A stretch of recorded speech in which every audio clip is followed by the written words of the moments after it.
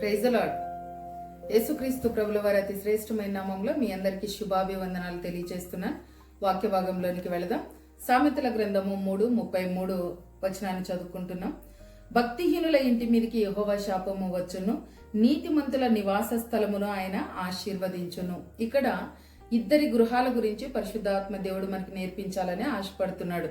ఆదికాండం నుంచి ప్రకటన గ్రంథం వరకు మనం చూసినట్లయితే మనమే ప్రభు అయిన యేసుక్రీస్తు వారికి ఇల్లని, మన ప్రభు అయిన యేసుక్రీస్తు వారు మనకి నివాస స్థలముగా ఉన్నారని, మనము భౌతికంగా నివసించడానికి ఈ లోకంలో ఒక ఇల్లు ఉండాలని మరి వాక్య భాగంలో చాలా చోట్ల చెప్పటం జరిగింది.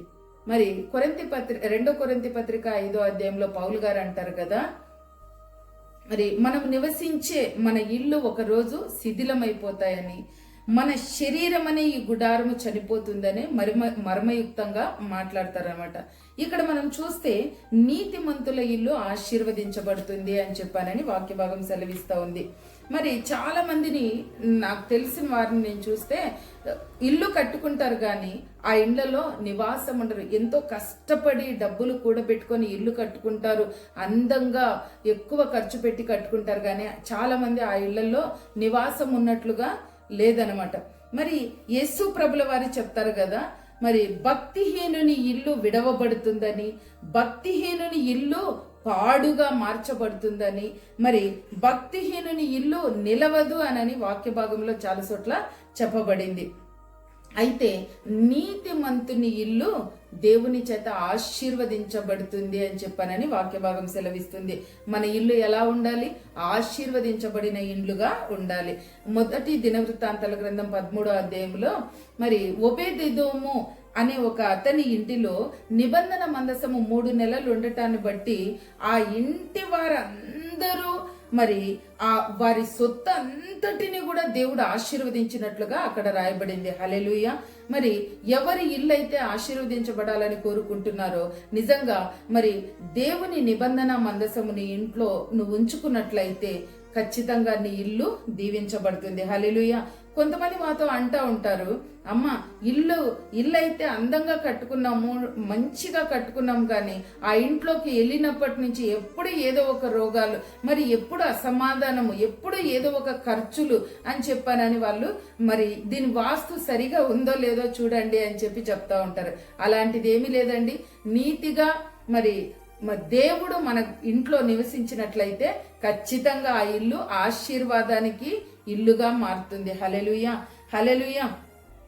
నీతిమంతుల ఇల్లు ఆశీర్వదించబడటం అంటే మరి యోబు గ్రంథము 1వ అధ్యాయం 10వ వచనములో దేవుడు అతనికి అతని ఇంటి వారందరికీ కూడా కంచె వేసి కాపాడాడంట. హల్లెలూయా.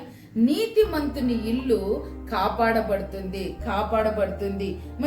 మరి ఏ దుష్టుడు ఆ ఇంట్లోకి రావటానికి, ఏ రోగము, ఏ దరిద్రము, ఏ కన్నీరు, ఏ కష్టాలు ఆ ఇంట్లోకి రావటానికి మరి వీలు లేకుండా దేవుడు ఏం చేస్తాడంటే కంచె వేసి కాపాడతాడు. హల్లెలూయా, హల్లెలూయా.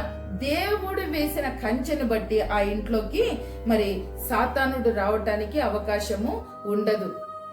మరి నీతిమంతుడు నిజంగా యోగు గ్రంథం 1వ అధ్యాయంలో ఏం రాయబడి ఉంటుందంటే, యోగు నీతిమంతుడు, యథార్థవంతుడు, దేవుని యందు భయభక్తులు కలిగి చెడుతనాన్ని విసర్జించిన వాడు అని చెప్పానని రాయబడి ఉంటుంది. కాబట్టి అతడు నీతిమంతుడు కాబట్టి దేవుడు అతనికి ఇంటికిని అతనికి కలిగిన సమస్తానికి కూడా కంచె వేసి కాపాడాడంట. హల్లెలూయా. నీతిమంతుని ఇల్లు మరి ఆశీర్వదించబడుతుంది, నీతిమంతుని ఇల్లు దేవుని చేత కాపాడబడుతుంది అని చెప్పానని అక్కడ రాయబడింది. హల్లెలూయా.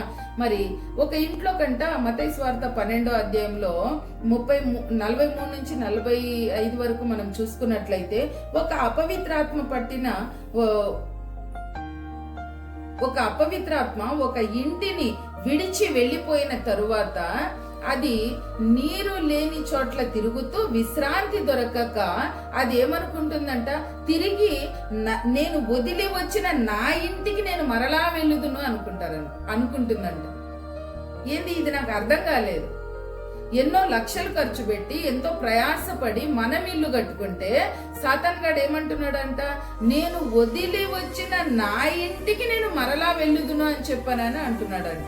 నిజంగా చాలా మంది ఇండ్లలో కుక్కల్ని పెంచుకుంటా ఉంటారు, మరి అక్వేరియంలో చేప పిల్లల్ని పెంచుకుంటా ఉంటారు, మరి లవ్ బర్డ్స్ ని పెంచుకుంటా ఉంటారు.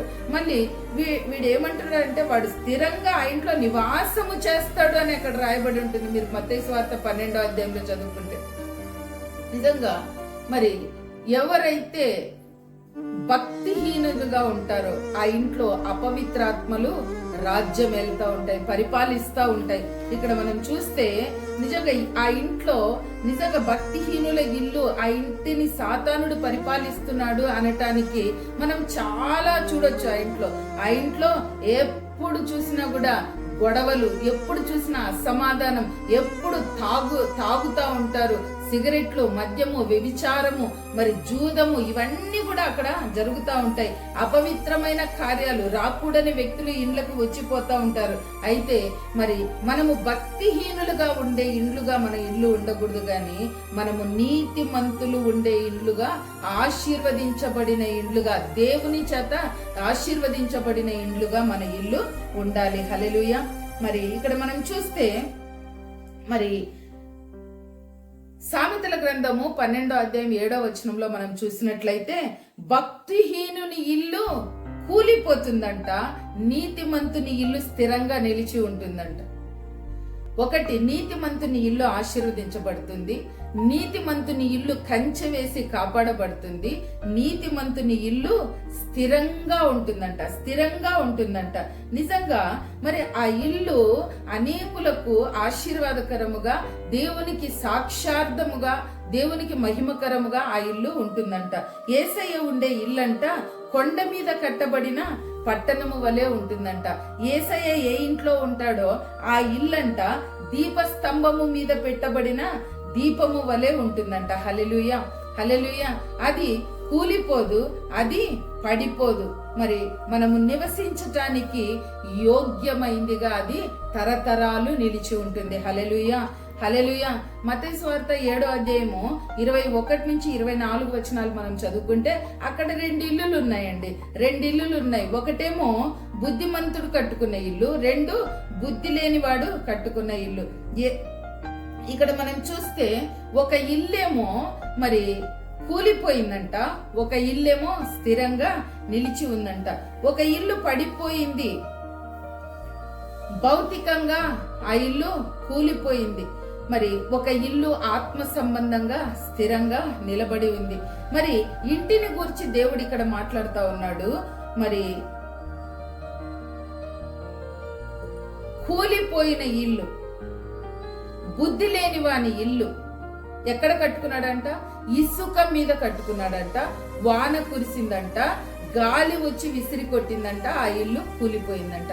బుద్ధిమంతుడి ఇల్లు స్థిరంగా నిలబడటానికి, మరి ఆశీర్వాదకరంగా ఉండటానికి గల కారణం ఏంటంటే బుద్ధిమంతుడు క్రీస్తు అనే బండ మీద తన ఇల్లు కట్టుకున్నాడంట. హల్లెలూయా, హల్లెలూయా. మరి ఎవరైతే క్రీస్తు అనే బండ మీద తన ఇంటిని కట్టుకుంటారో ఆ ఇల్లు తరతరాలు నిలిచి ఉంటుంది. హల్లెలూయా, హల్లెలూయా. దేవుని నామానికి మహిమ కలుగును గాక. నీతిమంతుని ఇల్లు నిలుస్తుంది.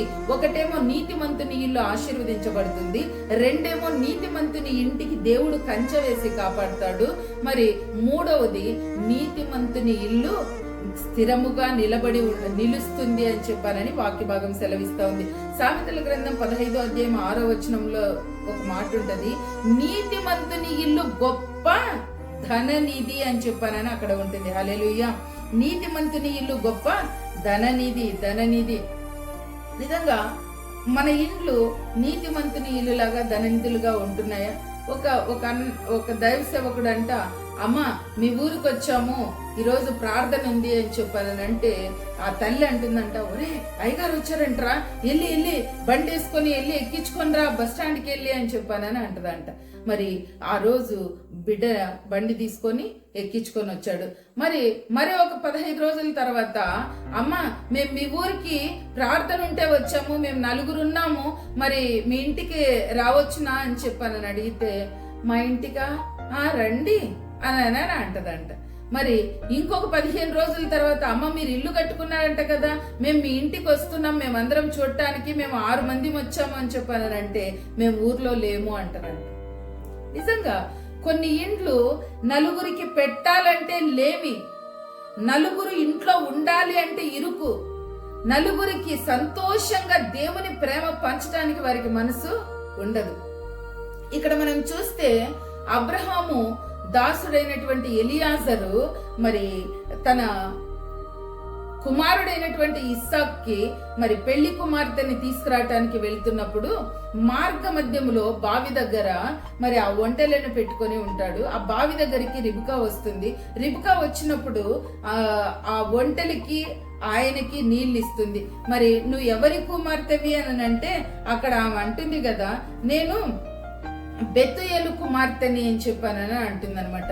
అయితే మేము మీ ఇంటికి రావచ్చా, నేను మీ తల్లిదండ్రులతో మాట్లాడాలి అని ఎలియాజర్ ఆమెకి చెప్పినప్పుడు రిబికా అంటుంది, మా ఇంట్లో దండిగా మేత ఉంది, అంటే దండిగా ఆహారం ఉంది, దండిగా స్థలం ఉంది, మీరందరూ కూడా మా ఇంటికి రావచ్చు అని అంటుంది. హల్లెలూయా, హల్లెలూయా. మరి నిజంగా చాలా మంది మరి ధారాళంగా ఒకరిని ఇంట్లో ఉంచుకోవాలి అని అంటే చాలా ఇబ్బంది పడుతూ ఉంటారు.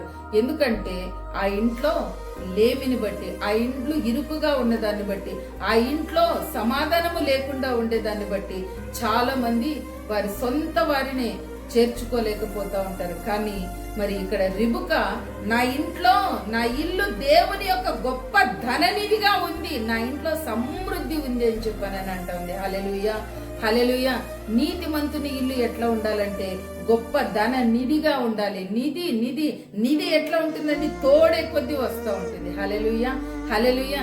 నిజంగా యేసయ్య మన సర్వకృపా నిధియగు దేవుడు. హల్లెలూయా, హల్లెలూయా. సర్వకృపా నిధి ఆయన, సర్వ సంపదలు బుద్ధి జ్ఞానం ఆయన యందు గుప్తములైన యేసన్న గారు పాట రాస్తాడు కదా, సర్వకృపా నిధివి సంపదల గనివి, సర్వకృపా నిధివి సంపదల గనివి, సకలము సకలము సకలము